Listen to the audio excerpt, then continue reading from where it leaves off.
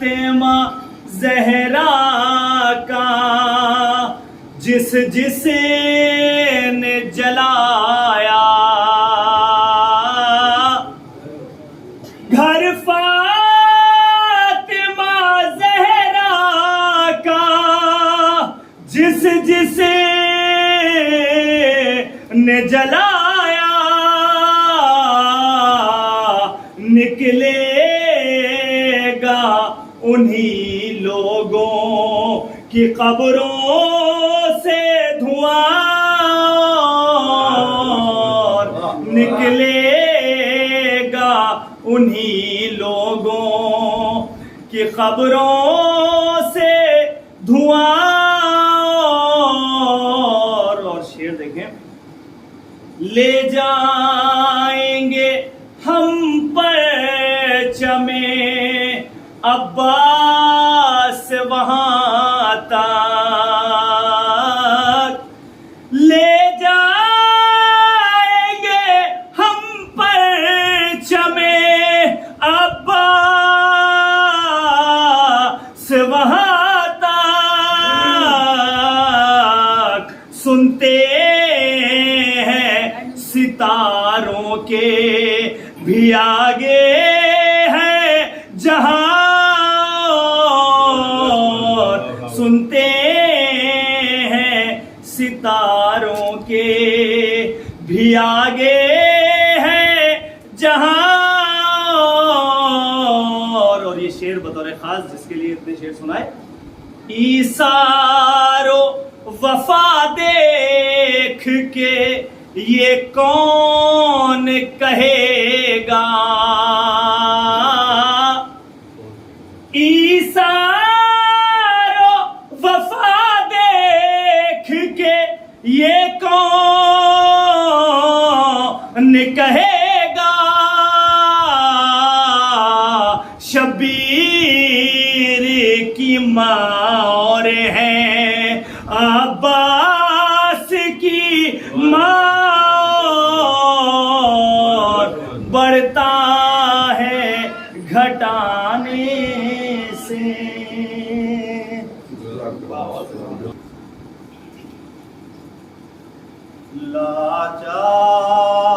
لاچار حسینہ، لاچار حسینہ، ہے تشنا دہان بے کس و لاچار حسینہ، لاچار حسینہ،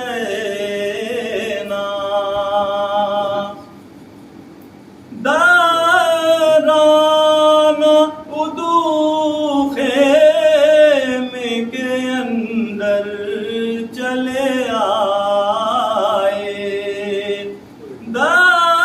داران ادو خیمے کے اندر چلے آئے، گھر فاطمہ کا ہو گیا بازار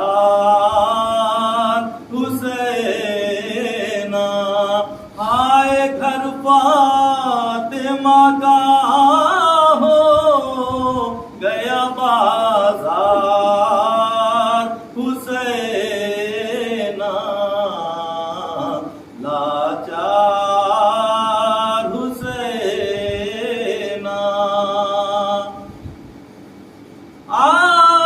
آدان بڑا ظلم کیا بعد تمہارے،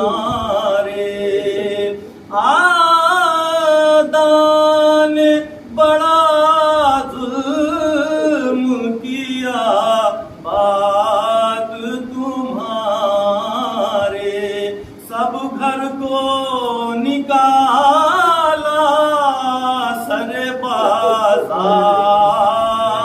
حسینہ، آئے سب گھر کو نکالا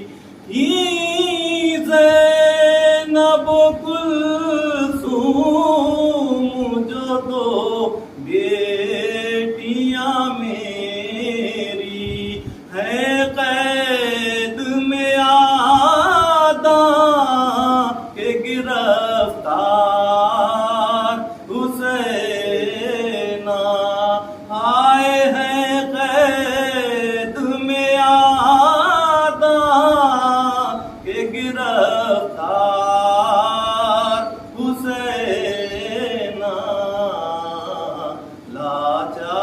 لاچار حسین میں نیتی ادب کرام صاحب مولانا کی خدمت تشریف لائے مسجد خطاب فرما کو امید گزارش ہے پابند بلند نعرہ تلوار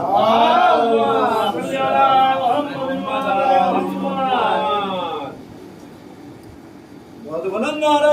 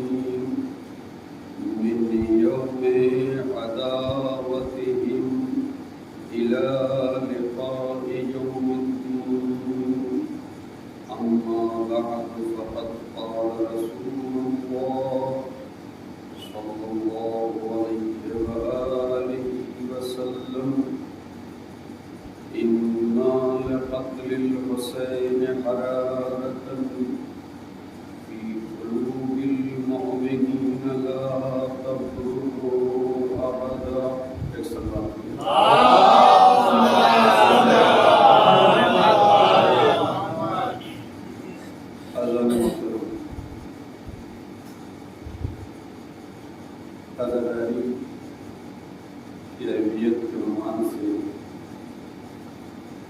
گفتگو کا سلسلہ جاری ہے۔ عزاداری ہمارے لیے ہماری جان سے زیادہ بھی اہم ہے۔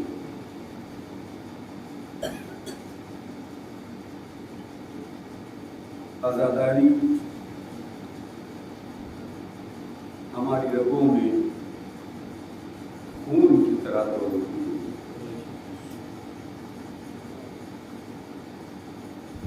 حسین ہمارے دلوں میں ہے۔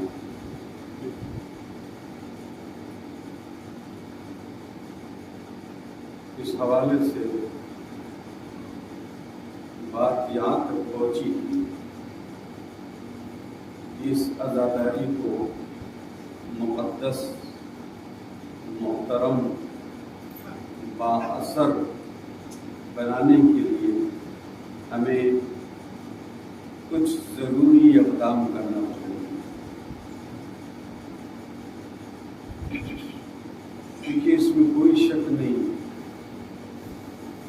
کہ آج بھی ہمارے جوانوں کے دلوں میں جو امام حسین علیہ السلام کے حوالے سے عشق ہے، جو محبت ہے، جو تڑپ ہے، جو جذبہ ہے، اس میں کوئی کمی نہیں بلکہ اور ہی اضافہ ہوتا چلا گیا، اس میں کوئی شک نہیں۔ بقول شہید آقا مطہری کے فرماتے ہیں کہ ہمارے جوانوں میں امام کے لیے جو عشق ہے، بس ہم صنف علماء کو اس عشق کو، اس تڑپ کو صحیح دشا دینا ہے، صحیح راستہ دینا ہے۔ نہ اگر یہ تڑپ اور یہ عشق نہ ہو تو کیوں ہمارا جوان رات رات حسین کے لیے اپنی نیند، اپنے آرام، اپنے سکون کو تج دیتا ہے؟ کیوں؟ یہ اسی عشق کی وجہ سے، یہ اسی محبت کی وجہ سے جو حسین کے لیے ہمارے دلوں میں ہے۔ ذمہ داری صاحبان منبر کی ہے، اس جذبے کو، اس عشق کو ایسی دشا دکھائی جائے کہ یہ عزاداری بااثر ہو۔ یہ عزاداری ہمیں ہمارے اندر انطلاع ملے۔ میں نے کہا تھا کہ عزاداری کیا ہے؟ کربلا کی یاد ہے۔ عزاداری کیا ہے؟ اسی کربلا کا تسلسل ہے، اسی کربلا کا تسلسل ہے۔ وہ کربلا ختم نہیں ہوئی ہے، وہ کربلا ابھی جو ہے وہ مٹی نہیں ہے۔ اسی وہ جو جنگ کربلا حق و باطل کے درمیان تھی، وہ جنگ ابھی بھی جاری ہے اور یہ ختم نہیں ہوگی جب تک اس کربلا کا حقیقی وارث نہیں ظاہر ہو جائے گا۔ یہ جنگ جاری رہے گی اور اس کربلا کی جنگ کا خاتمہ اسی وارث کربلا کے ہاتھوں ہوگا۔ سوچو کیجیے گا، تو یہ عزاداری اسی کربلا کا تسلسل ہے۔ کربلا کیا ہے اس کو سمجھنا چاہیے۔ اگر ہم کربلا کو سمجھ جائیں گے، اگر ہم کربلا کو پہچان جائیں گے تو ہماری عزاداری یقیناً ویسی ہی ہوگی جیسے امام حسین سے چاہا، جیسے امام معصومین سے چاہا۔ کربلا تبدیلی فکر و نظر کا نام ہے۔ توجہ کیجیے، کربلا جب یہاں کوئی بات یہ کربلا میں قدم رکھے تو یہ سوچ کر آئے کہ یہاں سے جب واپس جانا ہے تو اپنی فکر کو بدل کے جانا، اپنی فکر کو کربلائی بنا کے جانا، اپنی فکر کو حسینی بنا کے یہاں سے پلٹنا، کربلا اس کو کہتے ہیں۔ عزاداری اسی کربلا کی یاد ہے۔ مطلب کیا ہے؟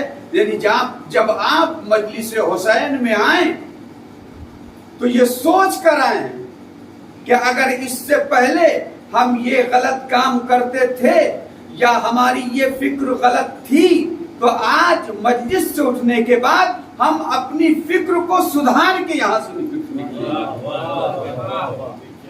اپنی فکر کو بدل کے نکلیں۔ توجہ کیجیے گا، عزاداری صرف لباس کی تبدیلی کا نام نہیں ہے۔ اچھی بات ہے کہ ہمارے لباس بدلے، غم کے لباس کو۔ عزاداری اس بات کی بھی ہے کہ ہم 10 دن اپنی غذاؤں کو بھی بدلیں۔ بہت اہم بات ہے۔ اگر اس سے پہلے ہم بہت ہی لذیذ کھانے کھاتے تھے تو کم سے کم 10 دن ہم اس کا خیال رکھیں۔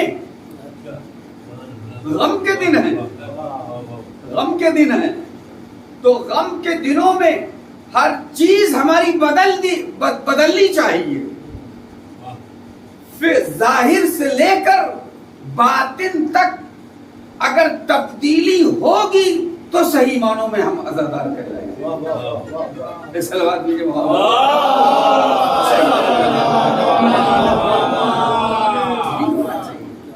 تبدیلی فکر و نظر کا نام ہے۔ اب میں آج ایک دوسری چیز جس سے عزاداری ہماری جو ہے وہ کم اثر ہوتی چلی جا رہی ہے۔ دیکھیے 2 چیزیں، ایک چیز ہوتی ہدف، یعنی ایم، یعنی مقصد، یعنی منزل، یعنی مقصود، یعنی مطلوب، اور ایک چیز کیا ہوتی ہے اس منزل تک، اس مقصد تک، اس ہدف تک، اس ایم تک پہنچنے کا وسیلہ۔ توجہ کیجیے گا، میں چاہتا ہوں کہ آپ حضرات تھوڑا سی ادھر اور آ جائیں تاکہ جو حضرات بعد میں آئیں تو ان کے لیے یہاں پہ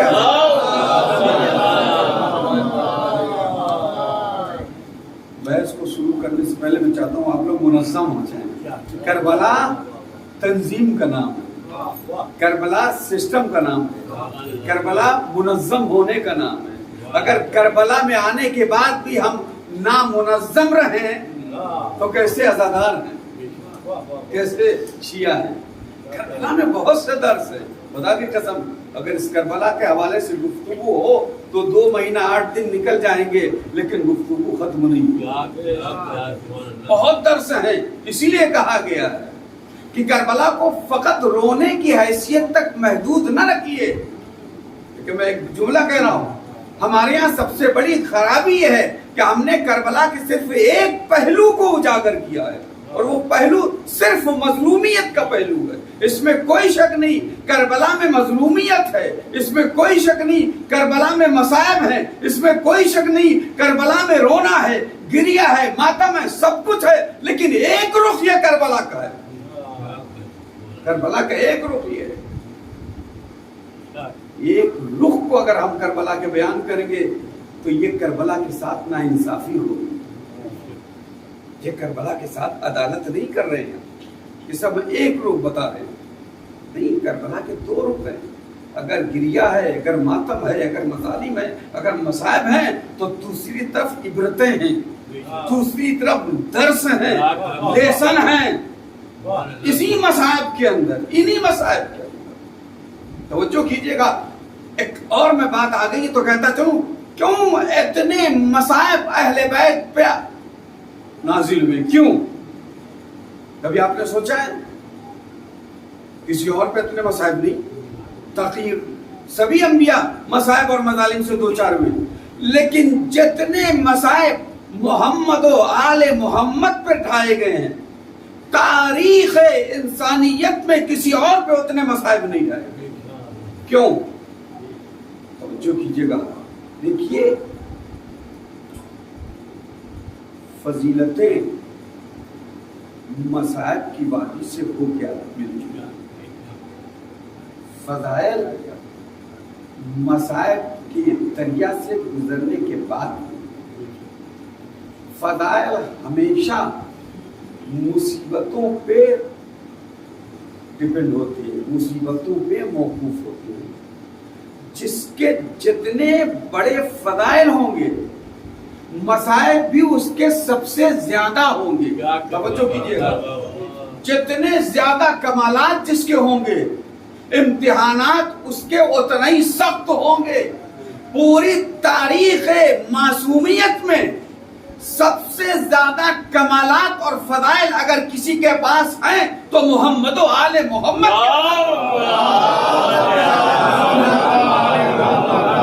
تو جب کمالات ان کے سب سے اہم، سب سے اعظم، سب سے زیادہ، تو امتحانات انہی کو سب سے زیادہ کمالات مصائب کی کوکھ سے پیدا ہوتی ہیں.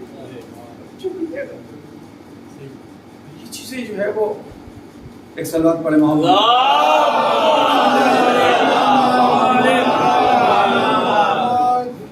میں نے کیا عرض کیا؟ ایک چیز ہے ہدف اور ایک چیز کیا ہے وسیلہ. میں دو مثالیں دوں اور اس کے بعد آپ کو آگے بڑھوں. مثال کے طور پر یہ مسجدیں جہاں نماز جماعت ہوتی ہے، ہم سب نماز پڑھتے ہیں، یہ مسجدیں کیا ہیں؟ کیا یہ ہدف ہے عبادت کا؟ توجہ، کیا عبادت کا یہ مقصد، یہ ایم ہے، یہی منزل ہے عبادت کی، یہی مقصود ہے عبادت کی یا نہیں؟ یہ مسجدیں ذریعہ ہیں کسی مقصد تک پہنچنے کے لیے، کسی ہدف تک پہنچنے کے لیے یہ مسجدیں کیا ہیں؟ ذریعہ ہیں. ہدف اصل کیا ہے؟ ہدف قرب پروردگار ہے. عبادتوں کا مقصد کیا ہے؟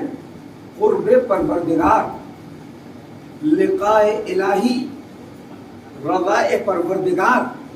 یہ ہے منزل عبادتوں کی، یہ ہے مقصود، یہ ہے مطلوب عبادتوں کا.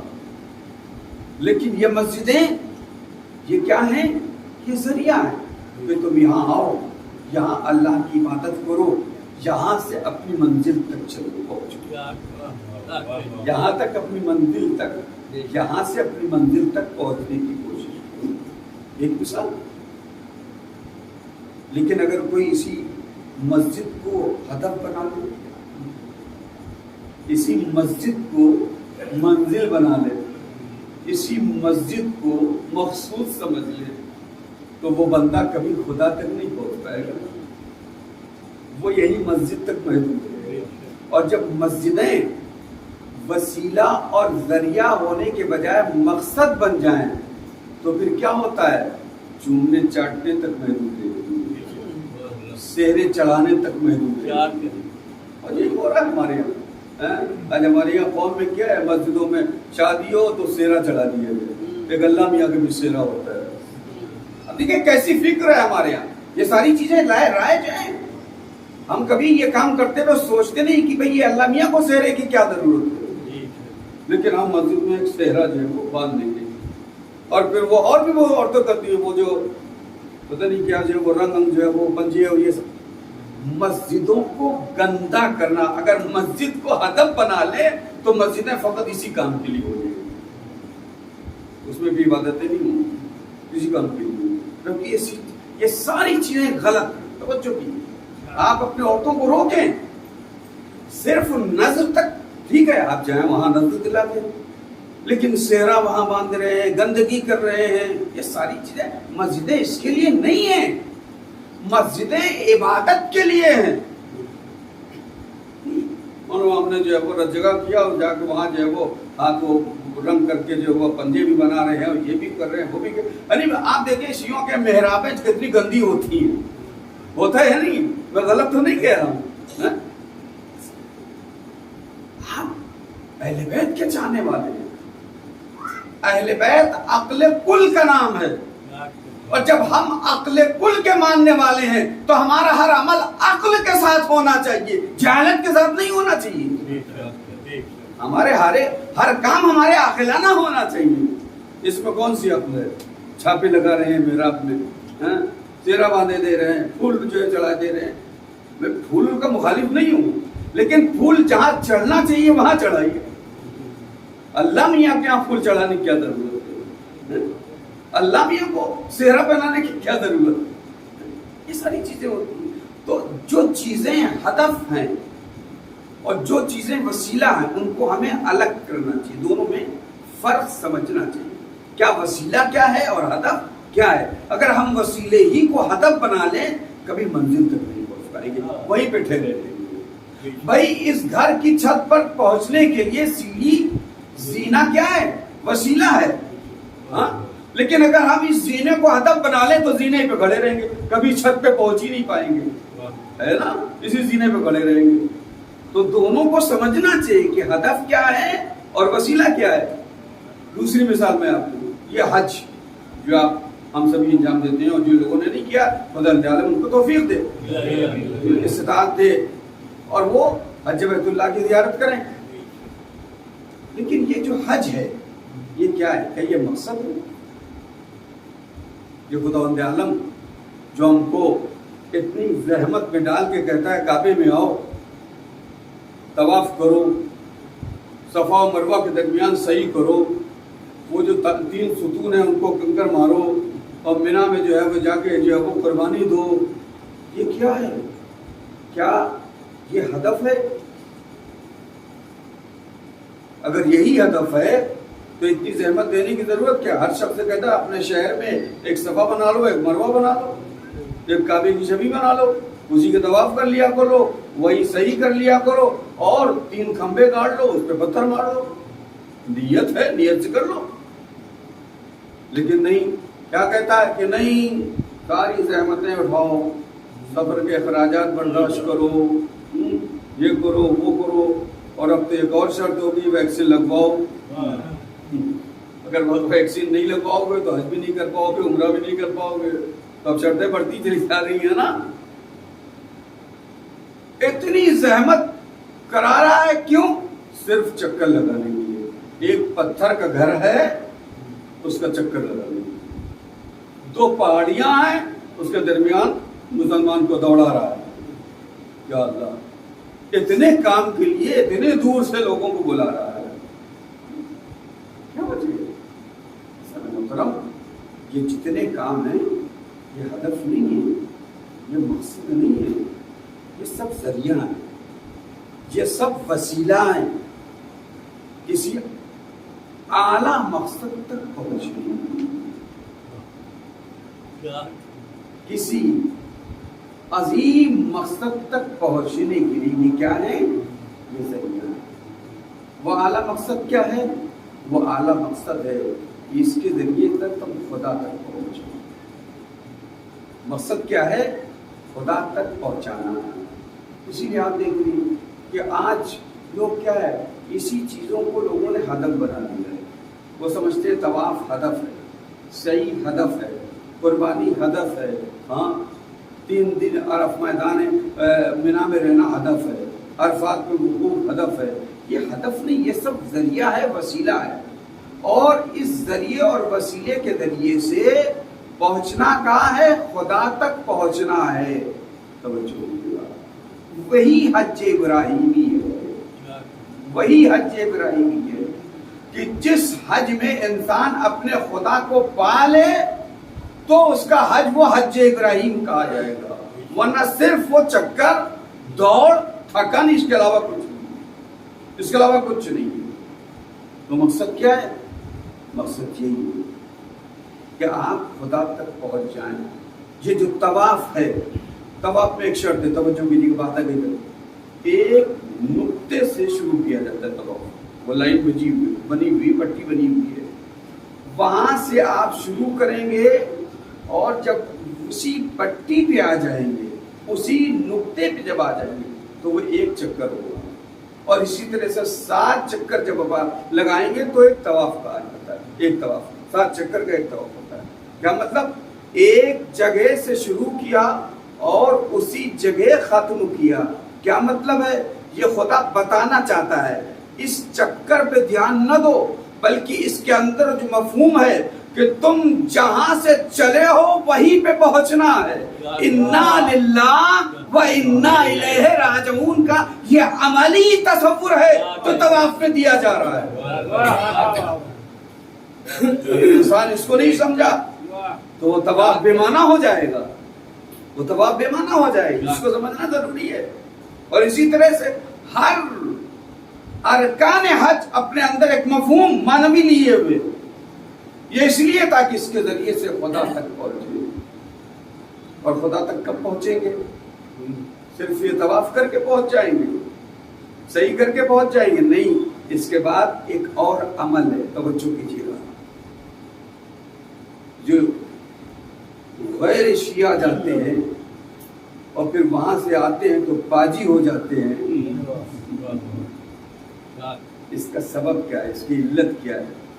آخری حج انجام دینے کے بعد حکم کیا ہے کہ تم حج انجام دینے کے بعد جو وارث کعبہ ہے، توجہ کیجیے، جو وارث کعبہ ہے یعنی امام، اس سے ملاقات کے لیے جاؤ.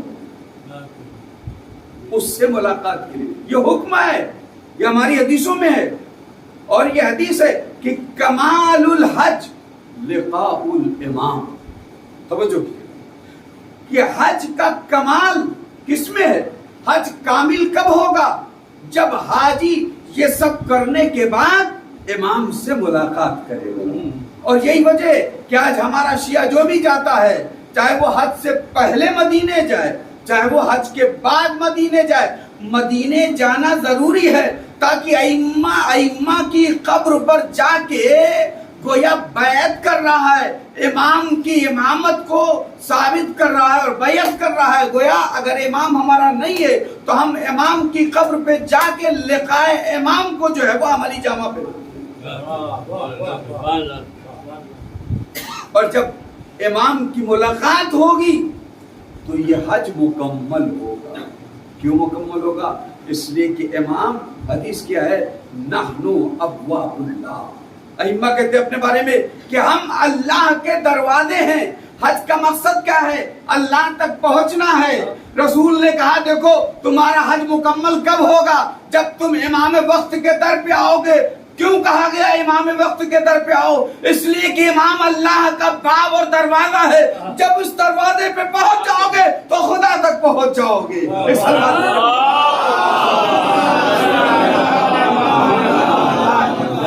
جب اس دروازے پہ آ جاؤ گے تو خدا تک پہنچ جاؤ گے. اسی لیے بلایا گیا ہے. پتھر کے در مکان کے طواف کرنے کے لیے نہیں، یہ سب ذریعے ہیں، یہ سب وسیلے ہیں امام تک کہ سال میں ایک بار امت امام کے پاس آئے، کسی بہانے سے آئے. یہ ہے حج ابراہیم.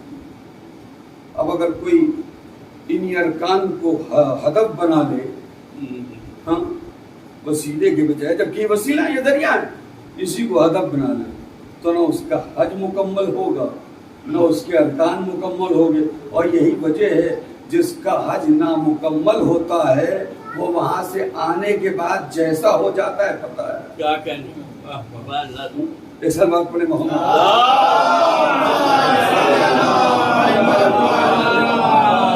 سمجھ میں آ گئی نا کہ ایک وسیلہ ہے اور ایک ہدف ہے. اب آئیے، یہ ہماری عزت ہے،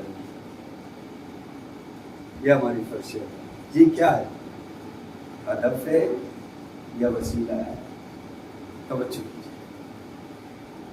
یہ ساری چیزیں بنام اعضاء ہم جو بھی کرتے ہیں یہ کیا ہے؟ یہ ذریعہ ہے، یہ وسیلہ ہے. وسیلہ کس کے لیے؟ اصل ہدف کیا ہے؟ اصل مقصد کیا ہے؟ اصل ہدف رضائے پروردگار، اصل ہدف رضائے امام حسین، اصل ہدف اطاعت ائمہ ہے.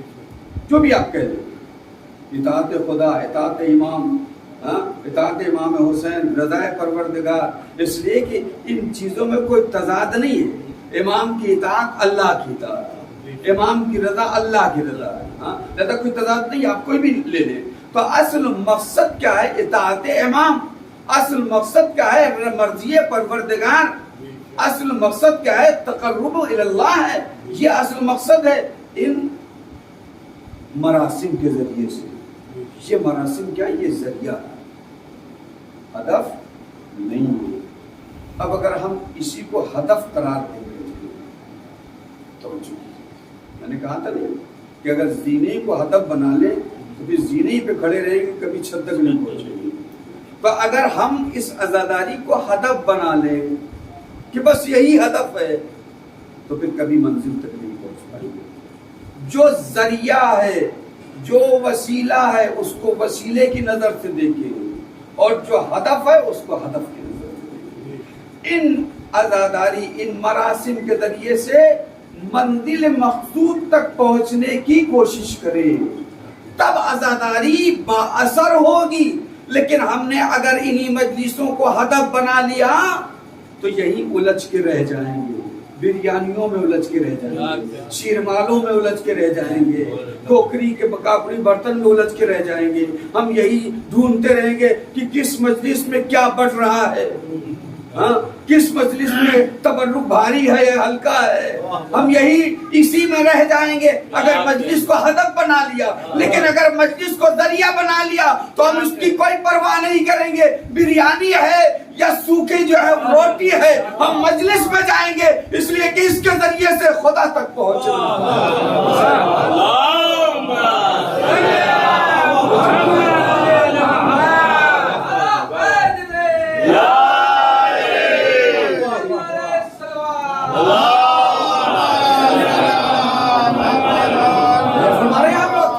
سمجھیے، مجلسیں کیجئے تو فہم و ادراک و شعور کے ساتھ کیجئے. کربلا سرچشمہ شعور و ادراک و عقل ہے. کربلا میں کوئی کام غیر عقلانہ نہیں ہوا ہے. جو کام ہوا ہے وہ عقل کے تحت ہوا ہے. حتیٰ کہ ششماہا اگر مسکرایا ہے تو وہ بھی عقل و شعور کے تحت ہوا ہے. اگر اپنے کو جھولے سے گرایا ہے تو وہ بھی عقل و شعور کے تحت. کوئی کام کربلا کا غیر عقلانہ نہیں ہے. تو ہماری عزاداری بھی عقل و شعور کے تحت ہونا چاہیے، جاہلانہ نہیں ہونا چاہیے کہ بس دشمن نے آ کے کہہ دیا یہ کرو اور ہم کرنا شروع ہو گئے. نہیں، ہم اپنی عقل پہ پرکھیں، آیا یہ جو کر رہے ہیں آیا یہ عقل و شعور کے تحت کر رہے ہیں؟ یہ ایک جاہلانہ حرکت ہے. لہذا عزاداری کو ہمیشہ وسیلہ سمجھیں. اب یہی سے ایک بات اور آتی ہے کہ کیا ہدف تک پہنچنے کے لیے ہر وسیلہ جیسا بھی ہو وہ چلے گا؟ توجہ کیجیے، منزل تک پہنچنے کے لیے وسیلہ کیسا بھی ہو، حرام ہو، حلال ہو، جائز ہو، ناجائز ہو، ہدف تک پہنچنے کے لیے چلے گا. ایک نظریہ یہی ہے کہ نہیں، ہم کو منزل تک پہنچنا ہے، ذریعہ کیسا بھی ہو، غلط ہو صحیح ہو، اسے کوئی مطلب نہیں. اور اس نظریے کے لوگ یہی کہتے ہیں، وہ کیا کہتے ہیں کہ ہم کو خدا تک پہنچنا ہے. اور وہ ایک مثال دیتے ہیں، ایک دائرہ کھینچتے ہیں اور بیچ میں ایک نقطہ دیتے ہیں، سینٹر پوائنٹ. کہہ رہے ہیں ہم کو اس سینٹر پوائنٹ تک پہنچنا ہے. ہم چاہے ادھر سے ہیں، چاہے ادھر سے ہیں، چاہے ادھر سے ہیں، چاہے ادھر سے ہیں، چاہے ادھر سے ہیں، چاہے ادھر. ان کا نظریہ یہی ہے. یورپ میں اکثر اس طرح کے جو لوگ ملیں گے. لیکن نہیں، اسلام نے کیا کیا ہے؟ ہمارا جو نظریہ ہے فقہی اعتبار سے اسلام نے جو دیا وہ کیا ہے کہ اگر ہدف مقدس ہے تو وسیلہ بھی مقدس ہونا چاہیے. یہ کہ ہدف اگر مقدس ہے تو ہم جس وسیلے سے چاہے پہنچ جائیں، نہیں، بلکہ وسیلہ بھی صحیح ہونا چاہیے، وسیلہ بھی پاک ہونا چاہیے. اب میں یہاں پہ آپ کے ذہنوں کو جھنجھوڑنے کے لیے بات کرتا ہوں. مجلسیں جو ہوں اور جو اس میں اسباب فراہم کیے جائیں وہ سب پاک اور حلال مال کے ذریعے سے، تبھی تو وسیلہ مقدس ہوگا ایک مقدس ہدف تک پہنچنے کے لیے۔ لیکن اگر فرض کیجئے، ویسے میں مانتا نہیں ہوں کہ کوئی مومن ایسا کرے گا، لیکن فرض کیجئے، فرض محال تو محال نہیں ہے کہ مثلا کسی نے جو یہاں سے مال مارا، وہاں سے لوٹا، اس کے پر اس کو ٹوپی پہنائی، اس کو ٹوپی پہنائی، ہاں، اور پیسہ جمع کیا اور ایک مجلس بڑی عالی شان کر دی۔ توجہ کیجئے، انشاءاللہ ایسا نہیں ہوگا، لیکن فرض کیجئے، فرض محال تو محال نہیں ہے کہ محال ہے اس سے جو پیسہ وصول لیا، جو ہے ناجائز طریقے سے اس کا مال کھا لیا اور اس کو ٹوپی پہنا دی، اس کو دھوکہ دے دیا، اس کے ساتھ خیانت کر لیا اور ایک رقم کثیر جمع کر کے اور ایک بہترین مجلس کر دی، بہت بڑے خطیب کو بلا لیا اور تبرک میں بھی بہت ہی بھاری تبرک، اور بھاری تبرک میں ہمارے یہاں ہوتا ہی کیا ہے؟ وہی بریانی ہوتی ہے۔ ایک سال بعد بھی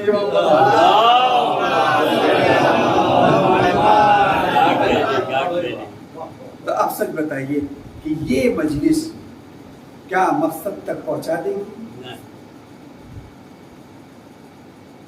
کیوں نہیں پہنچائے گی؟ اس لیے کہ مجلس کے لیے ضروری ہے جو مال اس میں لگے وہ حلال ہو، وہ جائز ہو۔ اگر ہم مقروض ہیں اور ہمارے اندر اتنی طاقت ہے کہ ہم اپنا قرض ادا کر سکتے ہیں، تو شریعت نے پہلے یہ کہا ہے کہ آپ اپنا قرض ادا کیجئے پھر مجلس کیجئے۔ مسئلہ ہے فقہی، اس لیے مجلس مستحب ہے، قرض ادا کرنا واجب ہے۔ لیکن ہمارے یہاں آپ سماج میں دیکھ لیں، قرض ہے، سر پہ چڑھا ہوا ہے، مانگنے والا بیچارہ آ رہا ہے، من اور روز جو ہے وہ اس کو جو ہے وہ بہانے بنا رہے ہیں، ہیلے بنا رہے ہیں، اور مجلس بڑی شاندار کریں گے، بہت بڑے عزادار ہیں۔ تو سچ بتائیے، یہ عزاداری قبول ہوگی؟ یہ عزاداری کام آئے گی؟ اس عزاداری میں کوئی اثر ہوگا؟ کیوں نہیں ہوگا نا؟ اسی لیے ہماری عزاداری بے اثر ہونی چاہیے۔ ہم ان چیزوں کا خیال نہیں کریں۔ امام حسین علیہ السلام نے شب عاشور، توجہ کیجیے، امام حسین علیہ السلام نے شب عاشور اپنے جتنے بھی اصحاب تھے سب کو جمع کر کے ایک بات کہی تھی کہ اگر تم میں سے کسی کے اوپر کسی کا قرض ہے، کسی کی امانت ہے، تو میں اسے اجازت دیتا ہوں کہ وہ مجھے چھوڑ کر جائے، قرض ادا کرے، امانت ادا کرے، اگر وقت ہے آ سکتا ہے تو آئے۔ میں نہیں چاہتا ہوں کہ میرے لشکر میں ایسے لوگ ہوں کہ جن کے اوپر لوگوں کے حقوق ہوں، میں نہیں چاہتا۔ اب سچ بتائیے، ہم کس حسین کی عزاداری کر رہے ہیں؟ کس حسین کی عزاداری کر رہے ہیں؟ اسی حسین کی عزاداری کر رہے ہیں نا، کہ جو اپنے لشکر والوں سے، اپنے ساتھیوں سے یہ کہہ رہا ہے کہ جس کے کاندھے پر اگر کوئی حق ہے لوگوں کا، کوئی بھی حق ہو، پہلے جائے وہ ادا کرے، اس کے بعد میری مدد کے لیے آئے، اس کے بعد میری عزت کے لیے آئے۔ ہم جیسے ہمارے قرض ادا کر، دیکھیے کوئی نہیں ادا کر سکتا ہے، اتنی اس کے اندر جو ہے وہ استطاعت نہیں ہے، لیکن وہ معمولی سے جو ہے وہ ذکر حسین کے لیے مجلس کر رہا ہے، وہ ایک الگ چیز ہے، ایک الگ چیز ہے کہ صرف یاد حسین کے لیے فرش ادا اپنے گھر میں بیچ جائے، ہاں، اور معمولی مجلس کر رہا ہے، کوئی شان شوکت نہیں، اپنی حیثیت کے مطابق، لیکن اس کو قرض ادا کرنے کی اس کے اندر صلاحیت نہیں ہے، اتنا نہیں ہے، وہ ایک الگ چیز ہے۔ لیکن ایک بندہ ہے، اس کے پاس سب کچھ ہے، قرض دے سکتا ہے، لیکن اس میں وہ ٹال مٹول کر رہا ہے، ہیلے حوالے بہانے بازی کر رہا ہے، لیکن مجلس بڑی شان سے کرے گا۔ ہمیں سمجھنا چاہیے، سارے چھوٹے چھوٹے مسائل ہیں، لیکن بہت باریک باتیں ہیں کہ جب تک ہم اس چیز کا خیال نہیں رکھیں گے عزیزان محترم، اس وقت تک ہماری عزاداری بے اثر رہے گی، افیکٹو نہیں ہو سکتی۔ ہم اگر چاہتے ہیں کہ عزاداری ہماری با اثر ہو، ہم کو یہ عزاداری ہمارے جو اصل منزل ہے، جو اصل مقصود اور مطلوب ہے، جو ہدف ہے، ہم کو وہاں تک پہنچا دے، تو ہمیں عزاداری میں ان ساری چیزوں کا خیال رکھنا ہے۔ کربلا لوگوں کے ساتھ خیانت کا نام نہیں ہے، کربلا لوگوں کے حقوق کے ادا کرنے کا، بس اس کے بعد اللہ کی بات ہوگی۔ آج محرم 5 ہو،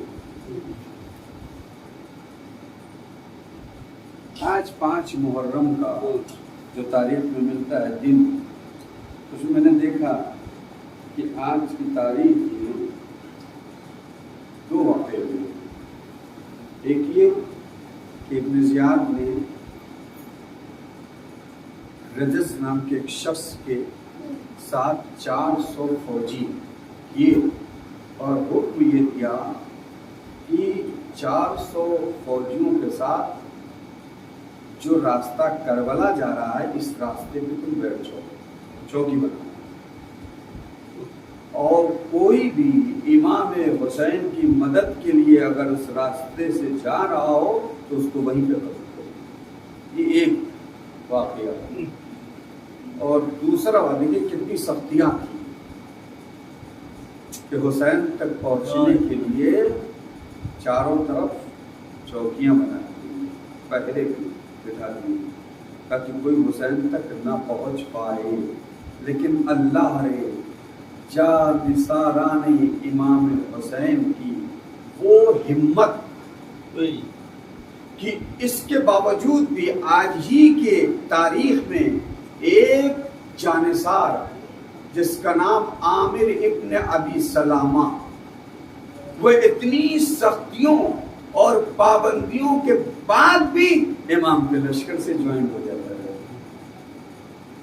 امام تک پہنچ جاتا ہے اور عاشور کے دن امام کے قدموں پہ اپنے کو قربان کر دیتا ہے۔ دیکھیے کربلا سے ایک ہمیں سبق کیا ملا؟ آج ہم تھوڑی سی سختی میں پریشان ہوئے ہے نا، تھوڑی سی پابندیاں ہوتی ہیں، واہ پہلا یہ وہ۔ آپ دیکھیے کربلا سے اتنی سختیاں کی، چاروں طرف پہرے لگے ہوئے تھے، نہ فقط میدان کربلا میں، کربلا سے باہر جتنے راستے کربلا کی طرف آ رہے تھے سب پہ پابندیاں لگا گئی تھیں۔ لیکن جو واقعی سچا حسین کا ہوتا ہے وہ پابندیوں سے نہ ڈرتا ہے نہ گھبراتا ہے، وہ اپنے کو منزل تک پہنچاتا ہے۔ یہ ہے کربلا، وہ اپنے کو منزل تک پہنچاتا ہے۔ جیسے عامر ابن ابی سلامہ نے اپنے 5 محرم کو حسین کے لشکر سے کربلا میں جانا۔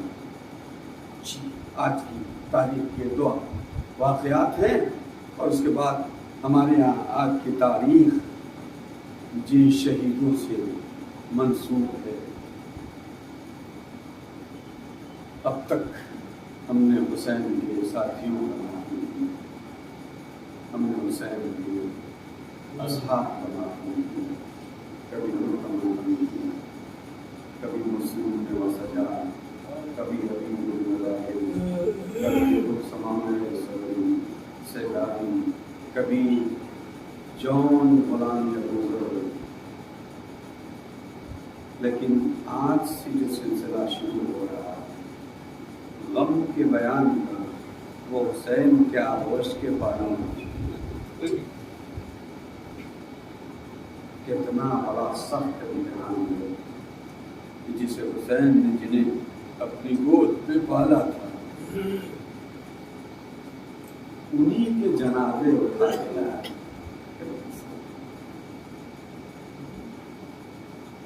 عباس کے بھائی شہید ہوئے، مسلم کے فرزند شہید ہوئے، مسلم کے بھائی شہید ہوئے، بنی ہاشم کے بہت سے لوگ شہید ہوئے، زینب کی نظر اور محمد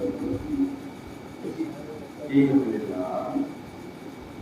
تم نے ابھی تک جو ہے وہ ماموں سے اجازت نہیں، ابھی تک میدان کربلا میں نہیں، کیا تم میرے بھیا حسن کی منہ سے مجھے شرمندہ کرو؟ قاسم تم سے پہلے چلا جائے، شہید ہو جائے اور تم زندہ رہو۔ علی اکبر تم سے پہلے چلا جائے، تم شہید ہو، تم زندہ رہو۔ بچوں نے ہاتھ جوڑ کر ماں کے سامنے کہا، ماں گرامی، اب کیا سمجھتی ہیں کہ ہم موت سے ڈر رہے ہیں، ہم جنگ سے گھبرا رہے ہیں؟ نہیں، ہم نے تو صبح سے ماموں کے پاس کئی بار اجازت کے لیے جو ہم گئے، ماموں سے اجازت مانگی لیکن ماموں اجازت نہیں دیتے۔ جب بھی جاؤ ماموں کے پاس تو ماموں ہم دونوں کو دیکھتے ہیں، کہتے ہیں تم تو میرے بھائی میری بہن کی نشانی ہو، تمہیں کیسے مرنے کی اجازت دے دیں؟ اللہ اکبر۔ معذر گرامی، اگر آپ ماموں جان سے اجازت دلا دیں، دیکھیے ہم جعفر تیار ہوتے ہیں، ہمارے کے نواسے ہیں، ہم لشکر کو الٹ دیں گے۔ اللہ اکبر۔ زینب دونوں شہزادوں، دونوں شہزادوں کے ہاتھ پکڑتی بھائی کے پاس آ جاتی۔ حسین سمجھ گئے زینب کس لیے آئی، زینب کس لیے آئی ہے۔ اب تک حسین ٹال رہے تھے، بچوں کو اجازت نہیں دے رہے تھے، لیکن جب زینب آتی ہیں کہتی ہیں بھیا ہماری قربانیوں کو قبول کر لیں، ان بچوں کو اجازت دے دیں۔ حسین نے سر جھکا لیا، بہن کے سوال کا کوئی جواب نہیں تھا، حسین نے بچوں کو اجازت دے دی۔ بچے بیویوں سے رخصت ہوئے، ماں سے رخصت ہوئے، خیمے سے باہر آئے، ماموں سے رخصت ہوئے اور میدان کربلا کی طرف چلتے ہیں۔ اللہ اکبر۔ جو جنگ کی ہے وہ آپ مقاتل میں دیکھ سکتے ہیں، دونوں شہزادے ہیں، 3 دن کے بھوکے پیاسے ہیں، لیکن جعفر تیار کے پوتے ہیں، حیدر کرار کے نواسے ہیں۔ جنگ ایسی کی کہ عمر سعد کو یہ کہنا پڑا کہ ان سے جنگ جیت نہیں سکتے ہو، یہ جعفر تیار کے پوتے ہیں، یہ حیدر کرار کے نواسے ہیں، اگر ان کو مارنا چاہتے ہو، اگر ان سے جنگ جیتنا چاہتے ہو، پہلے دونوں بھائیوں میں اختلاف ڈال دو، دوری ڈال دو، افتراق ڈال دو۔ ایک بھائی کو ایک گروہ اپنے گھیرے میں لے لے، دوسرے بھائی کو دوسرا گروہ اپنے گھیرے میں لے لے، تب جنگ جیت سکتے ہو۔ یہی ہوا کہ آہستہ آہستہ ایسی جو ہے وہ جسے کہی ہے وہ تدبیر کی گئی کہ دونوں بھائیوں میں جو ہے وہ دوری ہو گئی۔ ایک بھائی کو ایک گروہ نے گھیر لیا، دوسرے بھائی کو دوسرے گروہ نے گھیر لیا۔ اب کیا تھا کہ جس پہ نیزے ہیں، تلوار ہیں، تیر ہیں، اللہ اکبر۔ جب اون محمد گھوڑے پہ نہ سنبھلا گیا، آواز دی مامو جان میری مدد کو آئیے، حسین چلے۔ لیکن جب تک حسین اون محمد کے لاشے پہ آتے، اون محمد کی روح جسم سے پرواز کر چکی تھی۔ آزادارو، حسین علی اکبر و عباس کو لے کے گئے ہیں، ایک نے اون کا لاشا اٹھایا، ایک نے جعفر کا لاشا اٹھایا، ایک نے محمد کا لاشا اٹھایا، اور دونوں لاشیں خیموں میں لے کے آئے۔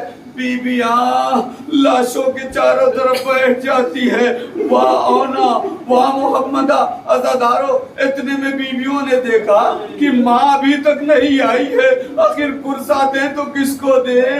بیویاں ماں کو ڈھونڈنے کے لیے نکلی، اس خیمے میں زینب کو ڈھونڈ رہی ہے، اس خیمے میں زینب کو ڈھونڈ رہی ہے، لیکن ایک خیمے میں کیا دیکھا؟ زینب سجدے شکر میں سر رکھے ہوئے آواز دے رہی ہے، میرے معبود میری قربانی کو قبول کر لینا۔ عزادارو، بیبیاں زینب کو لاشے تک لائی، زینب اون محمد کے لاشے پہ نہ روئی، اس لیے نہیں روئی کہ اگر بھیا دیکھ لے گا تو بھیا کو شرمندگی ہوگی۔ عزادارو، زینب اپنے اون محمد کا ماتم نہ کیا۔ 11 محرم کو جب یہ قافلہ اس کی لاشوں کی طرف سے گزرا ہے، زینب نے اپنے کو بھائی کے لاشے پہ گرا دیا، لیکن اون محمد کا ماتم نہ کیا۔ دربار ابن زیاد میں گئی، اون محمد کو یاد نہ کیا۔ دربار شام میں گئی، اون محمد کو یاد نہ کیا۔ قید خانے میں زندگی بسر کی، لیکن اپنے بھیا حسین کا ماتم کرتی رہی، علی اکبر کو روتی رہی، عباس کو روتی رہی، اپنے بیٹوں کو یاد نہ کیا۔ عزادارو، جب قید سے رہائی ہو گئی اور زینب نے ایک اداخانہ سجایا ایک گھر میں، اور جب شہداء کے سرانے لگے ہیں اور ایک سرایا زینب نے ماتم کیا، عباس کا سرایا زینب نے ماتم کیا، علی اکبر کا سرایا زینب نے ماتم کیا، حسین کا سرایا زینب نے ماتم کیا، لیکن جب اون محمد کے سر آئے تو زینب نہیں اٹھی، اپنے بیٹوں کے سر کو لینے کے لیے نہیں اٹھی۔ شام کی بیویوں میں سے کسی نے پوچھا کیا ان بچوں کی ماں مر گئی ہے، کیا ان بچوں کی ماں نہیں ہے؟ زینب نے کہا بیویوں نہ کہو کہ بچوں کی ماں مر گئی ہے، نہیں بچوں کی ماں میں ہوں، لیکن تم بتاؤ میں اپنے بھائی کا ماتم کروں، میں اپنے علی اکبر کا ماتم کروں، میں قاسم کا ماتم کروں، یا میں اپنے عباس کا ماتم کروں، یا اون محمد کا ماتم کروں؟ زینب اون محمد پہ نہ روئی۔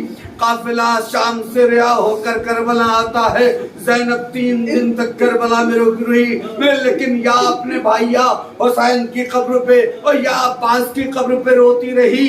زینب کربلا سے مدینے پہنچ گئی، مسجد نبوی میں کربلا کا مصائب پڑھا، لیکن اون محمد کو یاد نہ کیا۔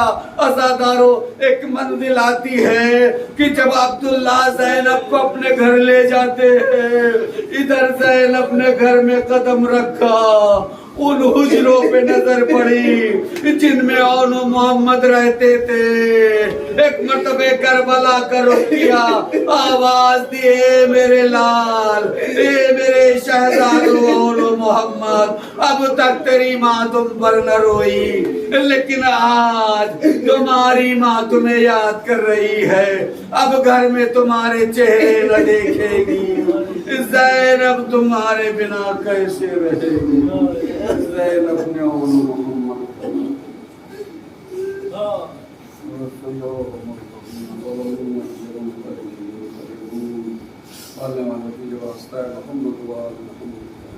ہماری سعادت کو قبول فرما۔ اس کے صفحے میں جتنے بھی مومنین مومنات ہمارے رفقا، ہمارے جوان، انہیں اپنی توفیقات سے زیادہ لگوایا، ہمیں توفیق دے کہ ہم اللہ کو سمجھ کر اور اطلاق اور شعور کے ساتھ ہم کی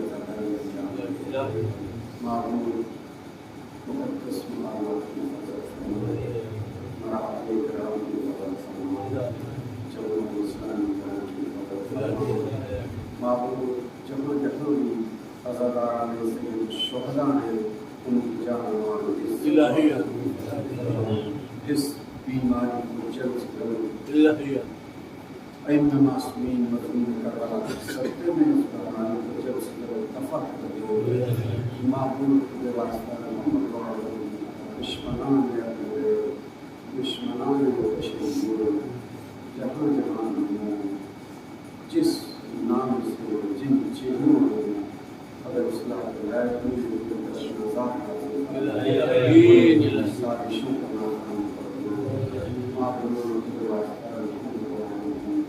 ہمارے مغفرت فرمائے، ہماری نسلوں کو اس دنیا میں زندہ رکھ، محمد و آل محمد کی ولایت اور محبت کی زندہ رکھ، اور اس دنیا سے اتارا تو محمد و آل محمد کی ولایت کے اتارا۔ معبود ہمارے امام اور امام تعجیب پر یہ مروین ملت اپنا بھیجے تھی، عالم حسین، شبیر حسین، جعفر علی زیدی اور دیگر، ان کے ارواح کے پاس